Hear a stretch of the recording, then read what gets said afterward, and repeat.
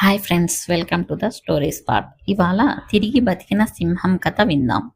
నలుగురు బ్రాహ్మణ మిత్రులు ఉండేవారు. వారిలో ముగ్గురు సమస్త శాస్త్రాలు తెలిసిన వారే, కానీ వారికి లోక జ్ఞానం లేదు. నాలుగో వాడికి ఏ శాస్త్రము రాదు, కానీ లోక జ్ఞానం పుష్కలంగా కలవాడు. ఒకనాడు నలుగురు ఒక చోట కలిసి, చదువుకున్నందుకు ప్రయోజనం ఏమిటి? నానా దేశాలు తిరిగి రాజులను మెప్పించి బహుమానాలు పొందాలి. కనుక మనం దేశ సంచారం బయలుదేరదాం అనుకున్నారు. వాళ్ళు బయలుదేరి కొంత దూరం వెళ్ళాక వారిలోకెల్ల పెద్దవాడు ఇలా అన్నాడు: మనలో ఒకడికి లోకజ్ఞానం ఉన్నదన్న మాటే గాని పాండిత్యం లేదు. పాండిత్యం లేకపోతే లోకజ్ఞానం ఉన్నందుకు ఏ రాజు సన్మానించడు. మిగిలిన ముగ్గురు సంపాదించుకునే బహుమానాల నుంచి వాడికి వాటా రాదు కూడా. అందుచేత వాడు ఇంటికి తిరిగిపోవచ్చు. రెండో పండితుడు లోకజ్ఞానితో, నువ్వు పండితుడివి కావు, తిరిగిపో అన్నాడు. కానీ మూడో పండితుడు, మనం వాణ్ణి ఇంటికి తిరిగి వెళ్ళమంటాం అన్యాయం. మనం నలుగురం బాల్యం నుంచి కలిసి ఆడుకున్నాం. వీణ్ణి మన వెంట రానిచ్చి మన సంపాదనలో ఒక వంతు ఇద్దాం అన్నాడు.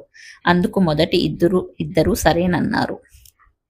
నలుగురు ప్రయాణం కొనసాగించారు. కొంతకాలానికి వారు అరణ్యం చేరుకొని అక్కడ చచ్చిన సింహం ఎముకలు చూశారు. వాటిని చూసి ఒక పండితుడు, ఇప్పుడు మనం మన విద్యలు నిరూపించుకోవచ్చు. మన శక్తితో మనం ఈ సింహాన్ని తిరిగి బతికిద్దాం.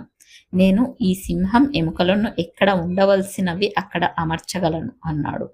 నేను సింహం చర్మము, కండరాలు, రక్తం సృష్టించగలను అన్నాడు రెండో పండితుడు.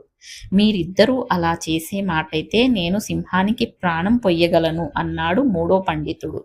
అన్నట్టుగానే ఒకడు సింహం అస్థిపంజరం కూర్చి, రెండో వాడు దానికి చర్మము, మాంసము, రక్తము కలిగించి మూడో వాడు ప్రాణం పోయబోతుండగా నాలుగో వాడు, ఇది సింహం, దీనికి ప్రాణం వస్తే ఇది మన అందరినీ చంపేస్తుంది, అందుచేత ప్రాణం పొయ్యవద్దు అన్నాడు.